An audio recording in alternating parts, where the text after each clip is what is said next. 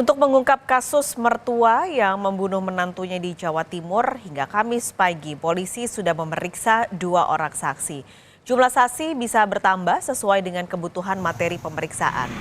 Rumah Muhammad Sueb, warga desa Pararejo, Kecamatan Purwodadi, Kabupaten Pasuruan, Jawa Timur, terlihat lengang. Garis polisi mengelilingi rumah yang dihuni 3 orang, yakni korban, Sueb suami korban, dan mertua korban. Sueb sang suami tidak tampak berada di rumah. Sejauh ini sudah 2 saksi yang diperiksa polisi. Mereka adalah Sueb suami korban dan juga 1 orang tetangga. Polisi akan melakukan gelar perkara untuk mengetahui latar belakang peristiwa ini.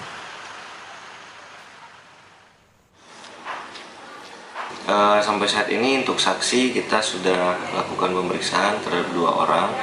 Nanti akan bertambah mungkin untuk menambah keterangan lainnya. Perkembangan informasi soal kasus mertua membunuh menantu akan disampaikan jurnalis Kompas TV Babul Arifandi dari Pasuruan, Jawa Timur. Babul, apakah sudah ada pernyataan dari polisi apa sebenarnya motif pelaku?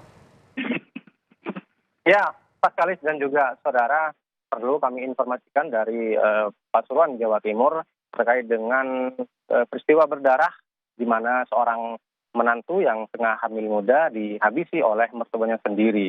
Dan Pak Kalis dan juga saudara, hingga dengan siang hari ini, Kamis siang hari ini, belum diketahui motif pasti dari peristiwa berdarah ini. Polisi sudah melakukan beberapa tahap-tahap penyelidikan, seperti memintai keterangan saksi. Ada 2 orang saksi yang sudah diminta keterangan, yakni suami korban dan juga tetangga yang berada di sekitar lokasi kejadian atau di lokasi kejadian waktu itu.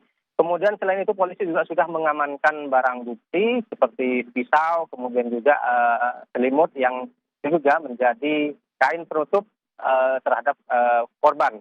Dan hari ini rencananya polisi akan melakukan gelar perkara untuk memastikan apakah motif ini karena pengaruh alkohol, pelaku dipengaruhi alkohol ataupun ada motif lain. Dan sejauh ini polisi sudah menahan pelaku. Saat ini pelaku sudah berada di sel tahanan Polres Pasuruan, sementara proses penyelidikan masih akan terus berlangsung hingga beberapa hari ke depan, Pak Kalis.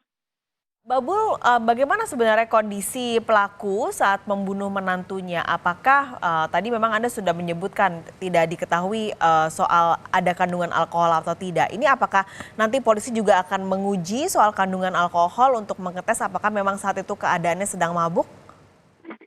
Ya, ada sejumlah informasi yang kami dapatkan ketika berada di lokasi dari warga ataupun dari kerabat korban.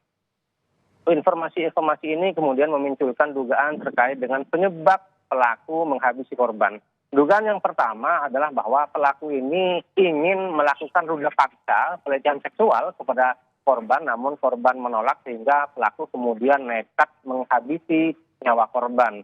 Kemudian dugaan yang kedua adalah bahwa pelaku ini marah kepada korban karena tersinggung saat dia meminta makanan, namun korban masih belum menghiraukan sehingga hal ini kemudian memicu kemarahan dari korban.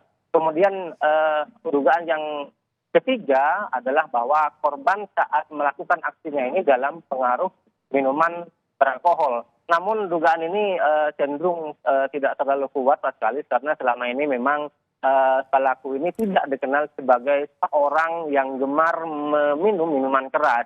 Namun informasi-informasi ini sedang diolah oleh kepolisian untuk mencari tahu penyebab pasti dari peristiwa berdarah yang terjadi pada Selasa sore ini. Sementara proses penyelidikan terus berlangsung dan polisi juga masih mengumpulkan bukti-bukti baru yang didapatkan dari tempat kejadian dan keterangan saksi. Pak Kalis. Nah, lalu apakah Anda juga mendapatkan informasi sebenarnya hubungan pelaku dan menantunya selama ini seperti apa? Apakah memang para tetangga mengetahui ada hubungan yang tidak baik atau adakah keributan sebelumnya? Ya, pada saat kejadian warga ini heboh bukan karena ada peristiwa berdarah, tidak, karena tidak menyangka bahwa pelaku ini tega menghabisi menantu yang selama ini tinggal satu atap dengan pelaku.